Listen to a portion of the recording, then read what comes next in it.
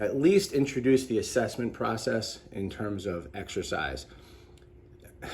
Guys, I've been doing this a long time, and the most neglected thing in exercise is the ability to self-assess.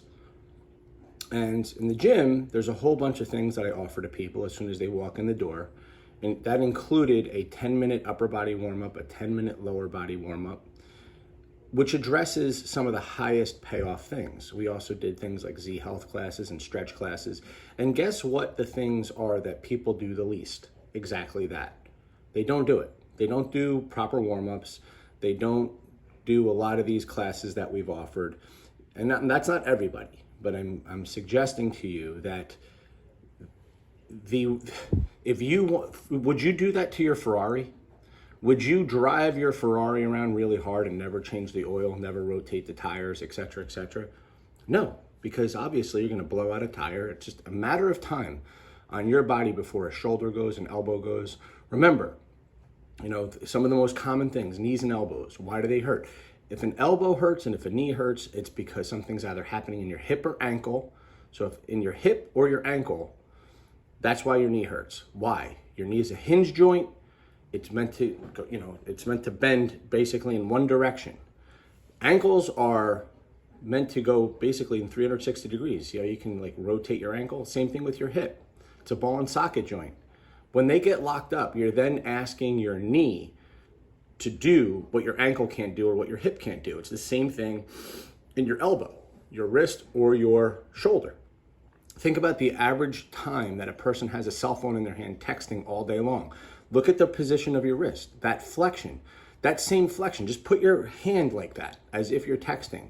That's the same position of typing on a keyboard, the same position of driving in a steering wheel, the same position that you just find yourself in general. So how often do you find yourself opening your fingers and extending your wrist?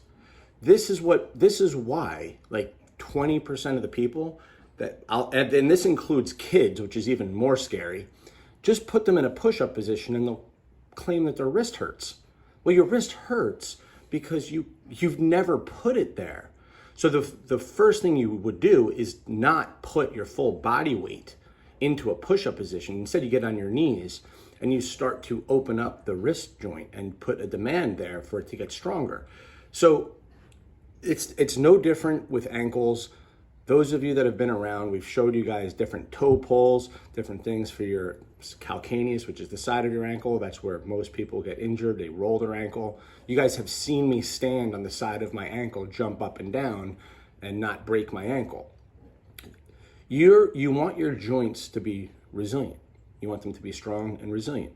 So you need to spend the time, and those of you that train with me in my group, we spend a lot of time doing things for elbow, wrist, at the end of sessions.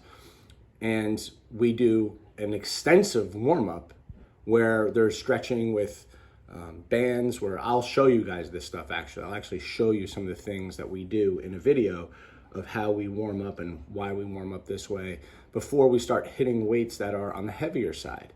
Now, everybody's at a different level of fitness, so should you be lifting, maximal weights, you can only do the things that your body can cache. So if you have any joint pain whatsoever, your body can't cache that movement when you do it. So you need to know, how do I fix that? That's the question. It shouldn't be more of that. So if every time, for example, you guys know that I absolutely, for the average person and more than just the average person, 99% of the population shouldn't be jogging. They shouldn't, because the average person is overweight. And force equals mass times acceleration. So you get an exponential load on your joints when you run faster instead of just walk. Just walk and get that right, because most people's gaits just suck.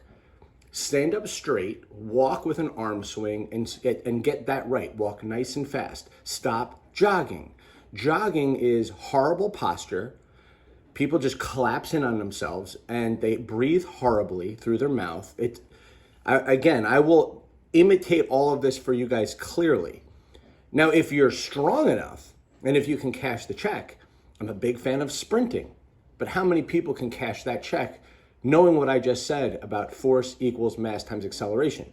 If you're a 200-pound man and you're now running, and so you walk at about 3.5 miles an hour when you're walking with a good arm swing. And if you start sprinting at 10 to 12 miles an hour, you are multiplying that body weight by, hundreds and hundreds and hundreds of pounds into a heel strike on the ground that goes all the way up the chain. I've said this before about people who want to hit punching bags. The average person does not know how to hit a punching bag. They hit the bag as hard as they can with their left or right.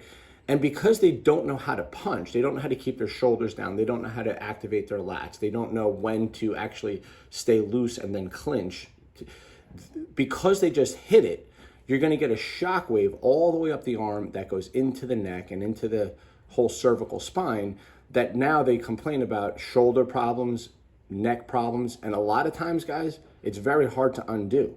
You create a compression up there, and once you start, they call it a pain in the neck for a reason, because neck injuries are very hard to rewind.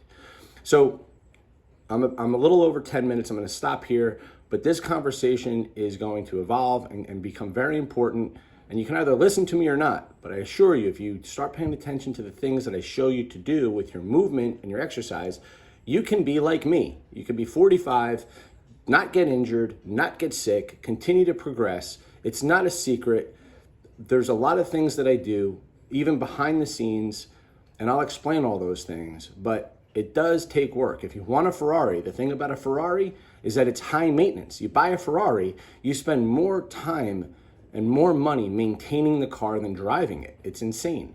But I will show you guys how to cut down on your time and get the biggest payoff in terms of what to do. All right? All right, guys, have a great rest of the day.